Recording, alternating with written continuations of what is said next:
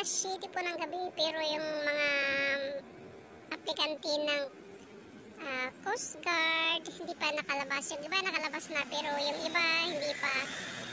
Yung pamangkin namin pumasok ng 11 o'clock in the morning hanggang ngayon 7 o'clock, hindi pa siya nakalabas.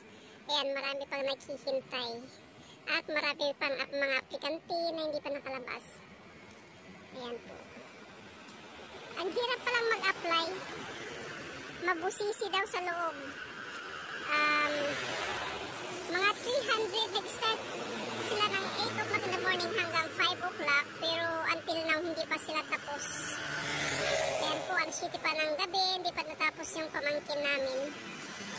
So, di ko alam kung anong oras sila matatapos.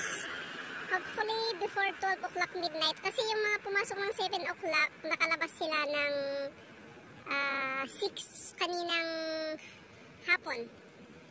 From 7 silang first batch na pumasok kanina.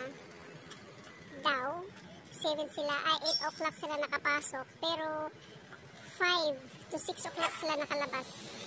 Yung iba, maaga silang lumabas yung mga incomplete yung requirements. Pero yung pamangkin ko, di ko alam. Kompleto naman yata siya, pero hanggang ngayon, di pa siya nakalabas. So, ayan po guys. Thank you. Sa inyong panonood sa aking short video.